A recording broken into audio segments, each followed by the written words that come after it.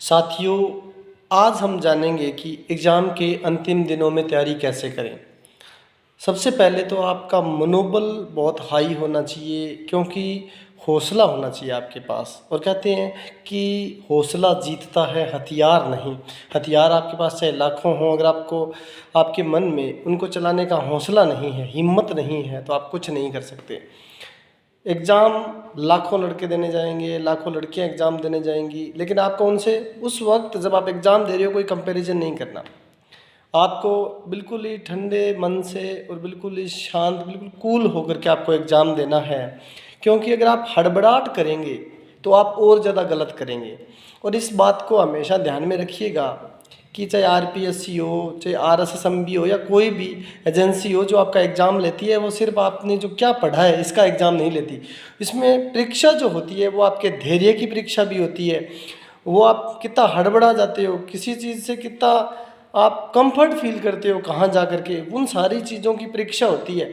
हो सकता है एग्ज़ाम के अंदर एक दो क्वेश्चन गलत भी आ जाएं, आप देखोगे कहोगे यार इसका तो आंसर ही चारों नहीं मिल रहे हैं, तो कुछ ऐसे क्वेश्चन भी वो डाल देते हैं ताकि आपका दिमाग घूम जाए वहाँ पे जा कर के। एक दो सवाल आपके गलत भी होंगे, बहुत सिंपल, एकदम सिंपल, बिल्कुल सतही क्वेश्चन होंगे जो आप हो सकता है गलत कर दें, फिर उस गलत के चक्कर में आप हड़बड़ा जाओगे। यानी आपकी हड़बड़ाहट के लिए वो पेपर का पैटर्न ही ऐसा होता है। तो आपको बिल्कुल कूल रहना है, बिल्कुल काम रहना है, आपको एकदम शांत रहना है। एग्ज़ाम के टाइम हड़बड़ाहट बिल्कुल नहीं होनी चाहिए। अगर एक दो देखो थोड़ी बहुत घबराहट तो रहती है एग्ज़ाम से पहले, लेकिन आपको उस पर काबू पाना है। जितना शांति से आप एग्ज़ाम देंगे आपके नंबर उतने बढ़िया आएंगे। घबराहट जो होती है ना, वो बड़े बड़ों का मनोबल तोड़ देती है।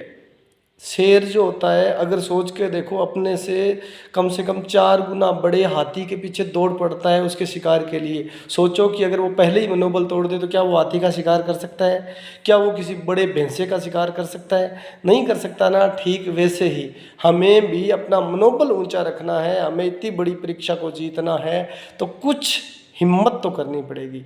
और अगर हम हिम्मत रखेंगे और घबराएंगे नहीं तो सफलता निश्चित है। एग्ज़ाम के अंतिम दिन चल रहे हैं, आपको नया कुछ भी नहीं पढ़ना है।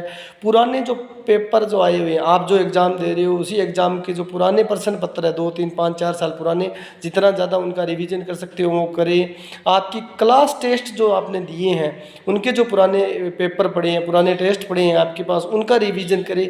नया कुछ भी ना पढ़ें, क्योंकि अगर आप नया पढ़ोगे और एक लाइन आपको ऐसी मिल गई, अरे यार ये तो मैंने पढ़ी ही नहीं, इसका मतलब मेरा तो बहुत कुछ छूट गया, तो फिर आप उसमें घबरा जाओगे। इसलिए, और याद तो वैसे भी नया कुछ पढ़ोगे तो याद नहीं रह पाएगा। पुरानी चीज़ें आपके दिमाग में सेट है, जैसे ही प्रश्न आएगा आप आंसर ऑटोमेटिकली उसका कर पाओगे। घबराने की ज़रूरत नहीं है, सारी चीज़ें यहाँ याद नहीं आ रही है। जैसे ही आप एग्ज़ाम सेंटर में बैठोगे, एग्ज़ाम की सीट पे बैठोगे, उस पर आप देखना, क्वेश्चन को देखते जाओगे, उत्तर अपने आप अंदर से निकलते जाएंगे आपके।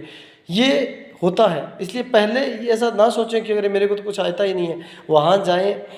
और एक चीज़ और, एग्ज़ाम के अंदर जब बैठ रहे हो, पेपर को जब खोल रहे हो, तो जो आपको आता है, जहाँ से आपका जो आपका फेवरेट पार्ट है वहाँ से शुरू करें, वहाँ से शुरू करें।